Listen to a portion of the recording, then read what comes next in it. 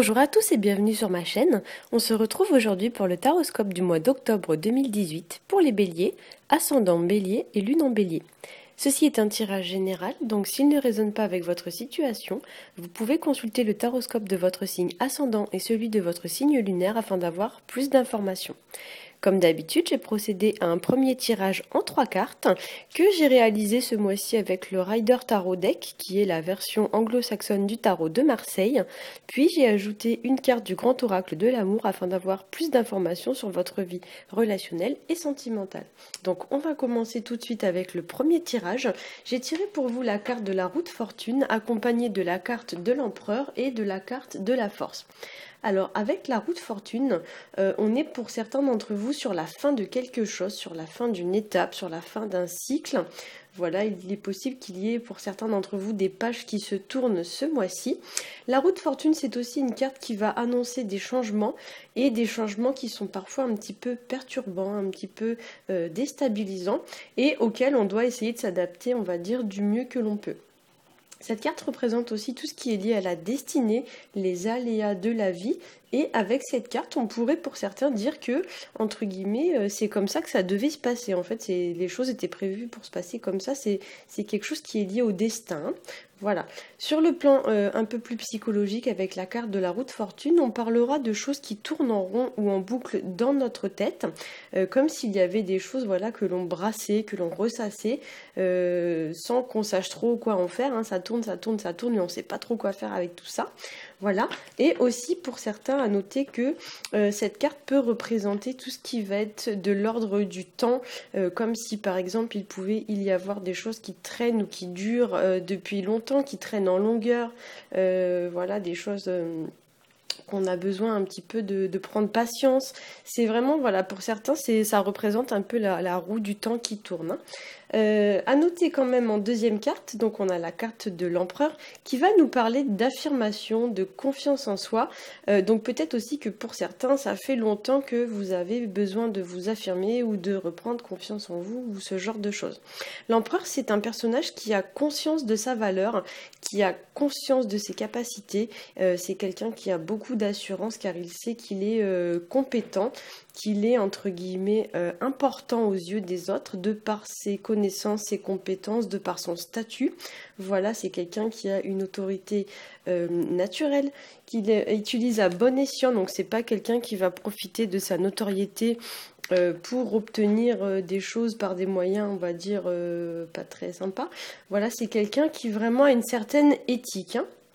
Voilà, il faut le voir un petit peu, on va dire, comme un patron ou comme un chef d'entreprise. Enfin, bien sûr, ils sont pas tous forcément très éthiques, mais c'est vraiment l'idée, voilà, que c'est quelqu'un de reconnu pour ses connaissances, pour ses compétences, et c'est quelqu'un qui est naturellement respecté. Hein. Voilà. Donc ce mois-ci, soit vous allez rencontrer quelqu'un qui va avoir les caractéristiques de l'empereur, soit on va vous demander justement d'adopter vous-même cette attitude, c'est-à-dire une attitude un petit peu de leader, on va dire de winner, entre guillemets, de gagnant, une attitude volontaire, assurée, on prend les choses à bras le corps. Avec l'empereur, on ne se repose pas sur ses acquis. Hein. On cherche toujours à aller plus loin, on repousse ses limites. Et ce qui est drôle justement, c'est que cette carte est très souvent associée au signe du bélier parce que c'est vrai que le bélier c'est un signe avec un tempérament de feu, hein. Le bélier est un signe de feu, donc du coup c'est un signe voilà, qui présente un petit peu les caractéristiques de l'empereur dans le sens où c'est des signes souvent qui sont assez fonceurs, qui n'hésitent pas à aller de l'avant, à prendre les choses à bras le corps. Ils n'ont pas peur de foncer. Hein. Voilà, donc là effectivement on retrouve un petit peu ces caractéristiques-là dans la carte de l'empereur. Hein.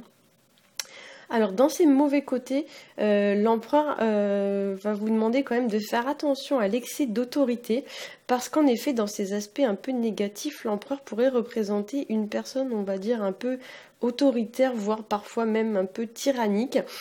Par exemple, ça peut être le genre de personne qui va vouloir écraser les autres pour obtenir une promotion ou quelque chose dans ce genre-là, ou qui ne va pas hésiter à dominer les autres pour montrer que c'est lui le chef, pour montrer son importance, etc. Et là, effectivement, on est dans les côtés un peu négatifs de l'empereur, hein.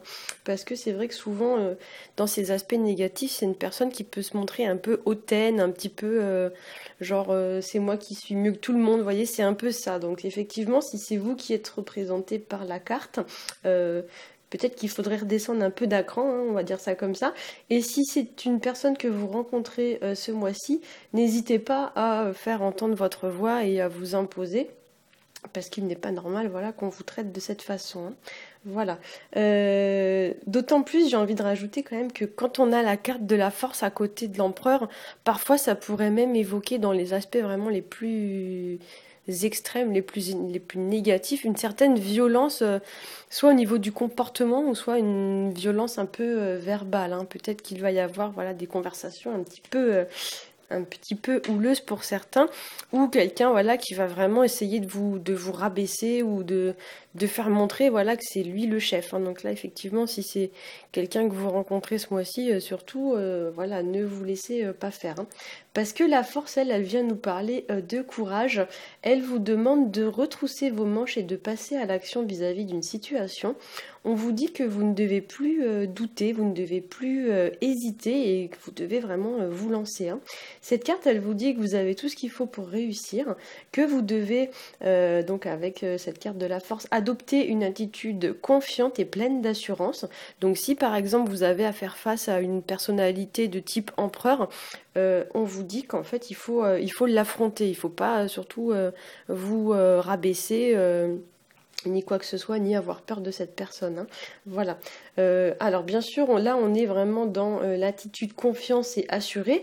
Par contre, on vous demande de ne pas tomber justement dans l'excès de confiance, c'est-à-dire tout ce qui va être de l'ordre de l'ego ou de l'orgueil, et sans non plus de tomber vraiment dans l'excès d'autorité, c'est-à-dire l'affrontement, la violence et l'asservissement d'autrui, hein. Voilà.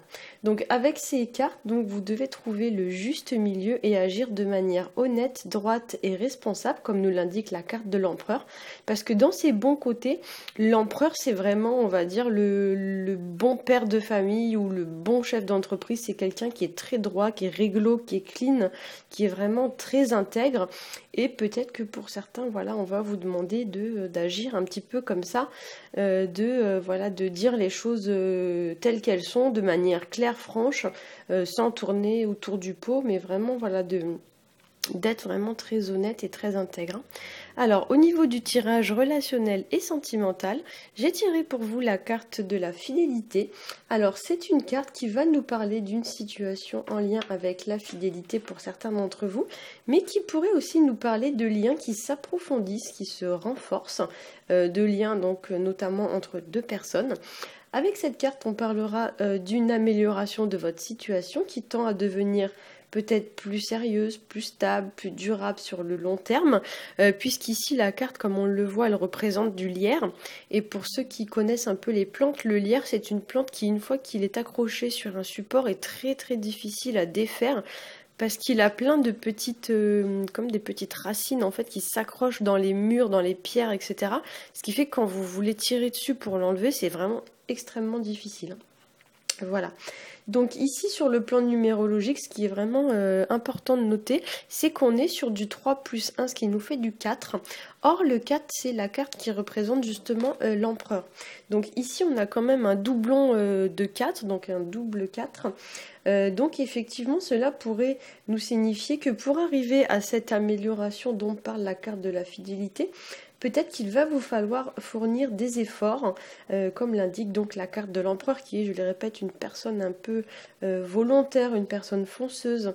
Peut-être que pour certains, voilà, il va falloir passer à l'action ou alors adopter les qualités de l'empereur, c'est-à-dire l'honnêteté, l'intégrité, l'assurance, ne pas douter de soi et de ses compétences, la confiance en soi, etc., etc. Ça peut aussi nous parler, voilà, d'assumer ses idées, d'assumer ses choix, de ne pas douter de ses qualités, etc. Au contraire, l'attitude ici à éviter serait la fierté, le fait de ne pas dire ce que l'on pense, ou alors de mentir pour arriver à ses fins. Ça, c'est vraiment les aspects les plus négatifs de la carte de l'empereur. On vous demande ici pour certains une attitude vraie, une attitude authentique qui vienne du cœur. Et la carte de la fidélité, elle nous parle aussi d'être fidèle, donc c'est-à-dire être fidèle à une seule personne. Donc c'est-à-dire que peut-être pour certains vous avez un choix à faire entre deux personnes et peut-être qu'il va vous falloir concentrer vos efforts sur l'une de ces deux personnes. Alors ça se passe aussi bien physiquement que dans la tête. Hein. Et cette carte, elle vous dit que grosso modo, vous êtes focalisé sur une personne et vous ne devez pas du coup vous focaliser sur les autres. Un petit peu comme si vous aviez des œillères sur les yeux, donc vous voyez juste une seule chose et pas ce qu'il y a autour. Hein. Voilà. Peut-être que pour certains aussi, vous hésitez entre deux personnes. Et ici, on vous dit que c'est votre cœur qui doit trancher, puis vous devez vous engager dans une direction et ne pas revenir sur votre décision. Voilà, j'espère que ce tirage vous aura plu. Si c'est le cas, n'hésitez pas à liker, à partager et à vous abonner. Pour ma part, je vous souhaite un très bon mois d'octobre et je vous dis à bientôt.